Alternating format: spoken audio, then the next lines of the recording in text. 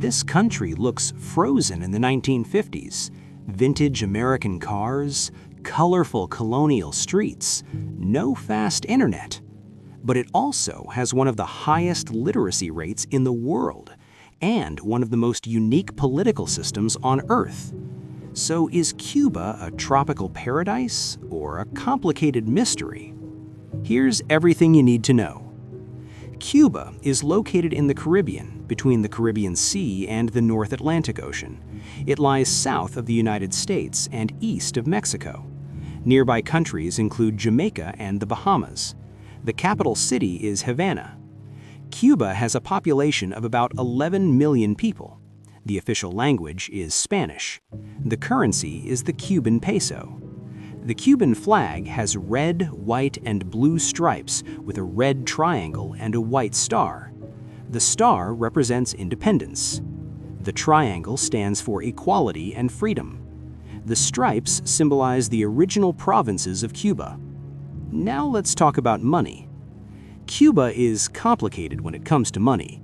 For locals, the average monthly salary is very low compared to global standards. Rent can vary widely.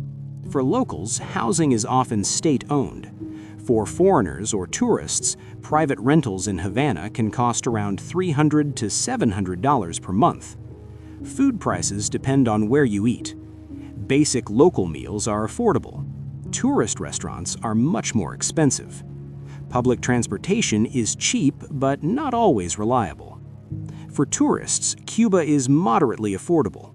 For digital nomads, it is challenging due to internet limitations. For students, options are limited unless part of exchange programs. Let's move to daily life. Life in Cuba is social and community-focused. Music is everywhere. Salsa, rumba, and son are part of daily life. Popular foods include rice and beans, roasted pork, and plantains. Family bonds are strong. People often gather outside in the evenings to talk and relax. Festivals are colorful and lively. Music and dance are central to Cuban identity. But what about safety? Cuba is generally considered one of the safer countries in Latin America. Violent crime rates are relatively low. Petty theft can happen, especially in tourist areas. It is usually safe for tourists and solo travelers with normal precautions.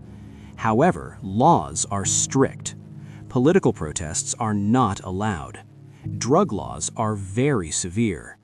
Photography of military or police buildings is prohibited.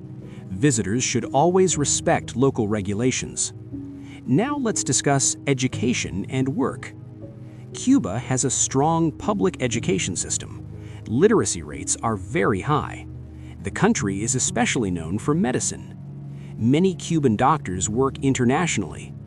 Other popular fields include engineering and teaching.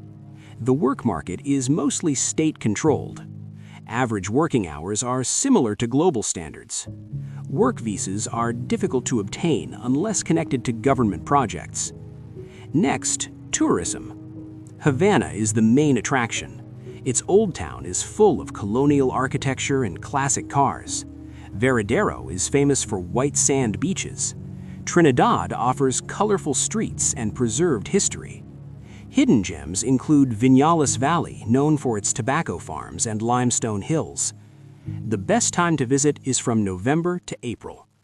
Many nationalities can enter with a tourist card. A moderate traveler might spend $50 to $120 per day. Now let's weigh the pros and cons. Advantages include rich culture and music, strong sense of community, beautiful beaches and architecture, high literacy and healthcare standards. Disadvantages include limited internet access, low local salaries, restricted political freedoms, limited product availability. Cuba is ideal for culture lovers and slow travelers. It might not suit people who rely on fast internet or luxury services. Now, here's something surprising. Cuba still has thousands of classic American cars from before 1959. It has one of the highest doctor-to-patient ratios in the world. For many years, private businesses were heavily restricted. Recent reforms have allowed more small entrepreneurship. Cuba's political system is socialist and very different from most Western democracies. Now let's talk about technology. Internet access has improved in recent years, but it is still slower and more expensive than many countries. Public Wi-Fi zones are common. Some websites may be restricted. Cuba is not ideal for remote work that requires stable, high-speed internet. Now, let's test your knowledge. What is the capital of Cuba? What language is officially spoken? What currency is used? Is Cuba affordable for tourists? What is one famous beach destination? Is internet access fast or limited? What music style is popular there? Comment your answers below. I'll post the correct answers in the Community tab tomorrow.